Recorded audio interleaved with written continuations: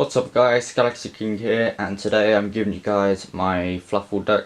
This deck is really cool, it's really fun to play with, and I really do like fusion based decks, so this is a really cool deck in my opinion. So let's get into the deck profile, shall we? So starting off, we play 2 FLUFFAL Octopus. This card is good if you want to add the fusion materials that you need back to your hand, and when it's used as a fusion material you can return 2 FLUFFAL monsters that are banished back into the graveyard. And then I play 3 FLUFFAL Dog. This card is good if you want to add the materials back to your hand. So basically when it's normal to summoned, you can add a FLUFFAL or Edge monster from your deck to hand, so it's good if you need the materials for your fusion summons. And then I play 3 FLUFFAL Penguin.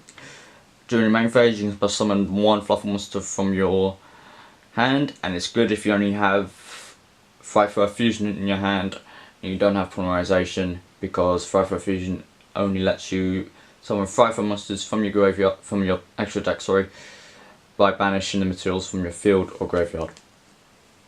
And next I play 3 FLUFFAL Owl. This is your fusion on legs basically. Once per turn, when it's normal to summon, you can add a polymerization from your deck to your hand, or you can pay 500 life points, fusion summon 1 FLUFFAL monster from your extra deck, use monsters from your hand or field. Unfortunately you can only use one of its effects. I'm going to play 2 FLUFFAL Wings. This is really good for draw power, so you definitely want to see this in your graveyard most of the time. If you don't know what this effect does, when it's in the graveyard and you control toy vendor, you can banish this monster and 1 FLUFFAL monster from your graveyard, draw a card, and then you can send 1 toy vendor you control to the graveyard, draw another card, and then toy vendor's effect will activate. When it's sent to the graveyard, you draw another card. So you get a total of 3 draws in one turn, so it's really good if you need the draw. And then 1 FLUFFAL Sheep. And then with the Edge monsters, I play 3 Edge Sabers. This is your main Edge monster of the deck. You do need to see this guy in your hand most of the time. And I play 2 Edge Chain and 1 Edge Saw. That's it for the monsters. Move on to the spells. I play 1 FRIGHTFUR Reborn. This is basically your monster reborn of the deck. You can target 1 FRIGHTFUR monster in your graveyard, spell summon and equip it with this card.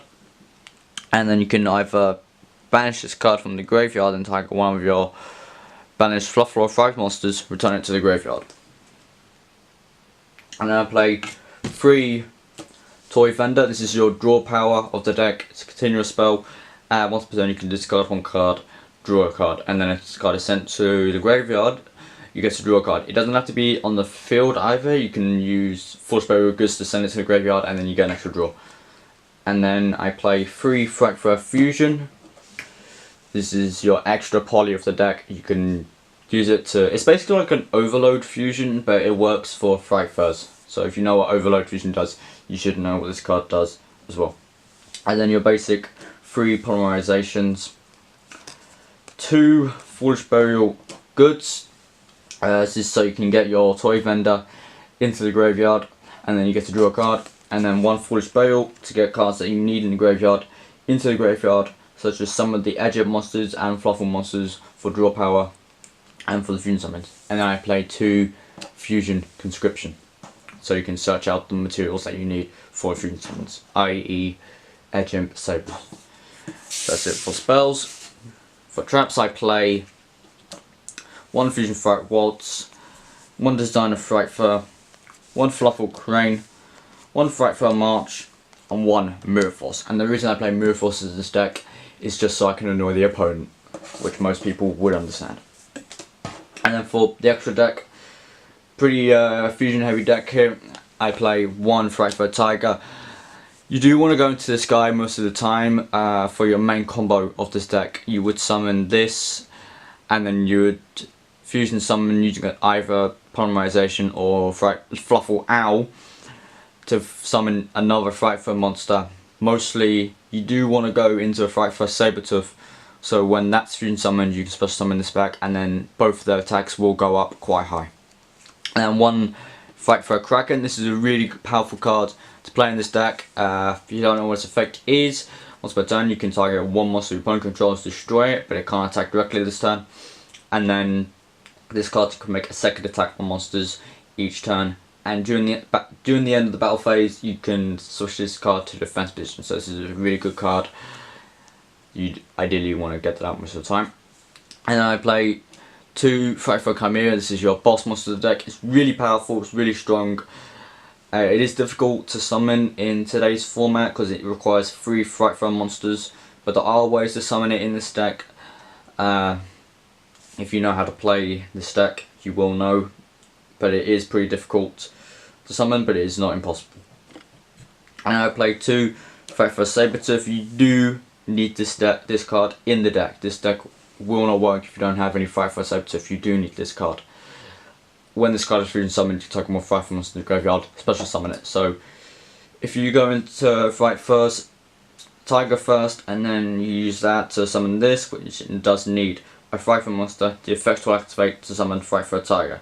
And then they both increase the attack by either 300 or 400 points, and it's really powerful to play in this deck if you have those 2 cards.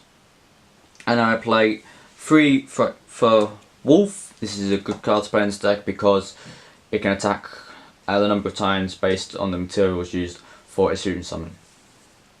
And then 2 Fright for Sheep. When this card is destroyed by battle or card effect into graveyard, you can summon it again and it will gain 800 attack. Unfortunately, it does not stay the same when it goes to the graveyard, so when you do summon it from the graveyard, it will go back to 2000 and it will gain 800, so it can't go to higher than 2800. And then 1 Fright for Daredevil. You will mostly be going into this near the end of the game or later in the game, depending on how many Frightful monsters you have in the graveyard. When this card destroys monsters by battle and sends in the graveyard, inflict 1000 damage to your opponent. And then when this card is destroyed by battle or card effect, inflict 500 damage for every Frightful monster in your graveyard. So if you have 3 Frightful monsters in your graveyard, and when this is sent to the graveyard, including itself, your opponent will take 2000 damage, and that is very powerful and it's very strong. And then I play 1 Frightful Leo. This is a very powerful card to play in this deck because once per turn you can target 1 monster your opponent controls, destroy it, and then inflict damage to your opponent equal to its attack. So say if you destroy a monster with 4000 attack points, your opponent will take 4000 damage, and that is very powerful. Unfortunately, it can't attack directly the turn you activate its effect. And I play 1 Decode Stalker to end off. So that's it for this deck, guys. I hope you enjoyed. Don't forget to like and subscribe. Thank you for watching, and I'll talk to you all later.